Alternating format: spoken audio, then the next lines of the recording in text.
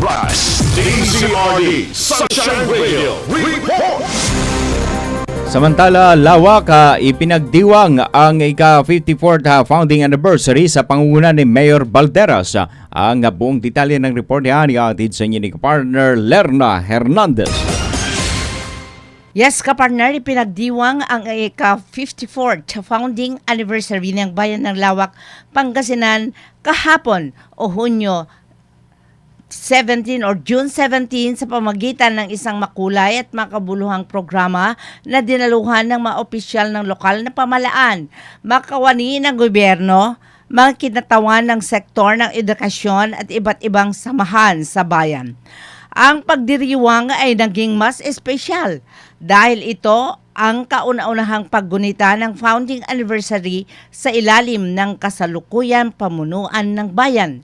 Sa kanyang mensahe, binigyan diin ni Mayor Ricardo D. Balderas na ang selebrasyon ay hindi lamang pagbalik-tanaw sa mga pagkatatag o sa pagkatatag ng bayan, kundi pagkilala rin sa mga tagumpay at pagkakaisang nagbigay-daan sa pag-unlad nito sa kasalukuyan. Sunshine News Blast! Isa na naman makasaysayang araw ang ating ipinagdiriwang na mapunita ang pagkakatatag ng ating mahal na bayan ng Lawak. Sa pagdiriwang ng ika-54 na anibersaryo nito, hindi lamang natin babalikan ang 54 na taon kasaysayan ng ating bayan, kundi pagdiriwang natin ang katatagan, pagkakaisa at patuloy na pag-unlad na ating sama-sama tinitimasa at itinaguyod. Ang araw na ito ay hindi lamang pagdiriwang ng ating nakaraan. Ito rin ay pagdiriwang ng kasalukuyan at paghahanda para sa hinaharap ng ating bayan. Ito ay pagkakataon upang balikan ang ating pinanggalingan, pahalagahan ang ating nakamot, at pag-isipan ang direksyon nais natin tahakin bilang isang bayan ng Lawak. Naging tampok sa programa ang seremonyal na gawain, pagbibigay pugay sa mga natatanging mamamayan at iba pang aktibidad na naglayong palakasin ang diwa ng pagkakaisa at pagmamalaki sa bayan. Samantala, ipinangako ni Mayor Balderas na ipagpatuloy ng kanyang pamunuan ang tapat, maayos at malasakit na paglilingkod para sa kapakanan ng mga mamamayan. Sunshine News Blast! Ngayong araw, ating bibigyan pugay ang mga naging punong bayan at mga lider na nauna sa atin. Ang kanilang dedikasyon, sakripisyo at pagmamahal sa bayan ng Lawak ang ating pundasyon ng mga tagumpay na ating natatamasa ngayon.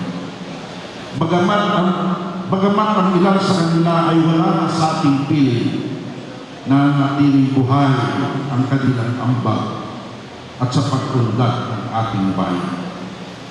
Ang kanilang pamana ay patuloy na nagsisilbing inspirasyon sa atin. Ipagpatuloy tungo sa mas maunlad na bayan ng Lawak. Bilang pagtanaw ng utang na loob sa kanilang paglilingkod, pinapangako ko ipagpapatuloy ang isang pamahalaan tapat, maasahan at tunay na paglilingkod sa interes ng mamamayan. Patuloy natin itataguyod ang mabuting pamamahala at serbisyo may malasakit upang matiyak na walang may iwan sa pag-unlad ng ating bayan. Nagpasalamat din ang alkalde sa mga naging leader ng bayan na nagsumikap upang maisakatuparan at adhikaing maging isang ganap na munisipalidad ang Lawak.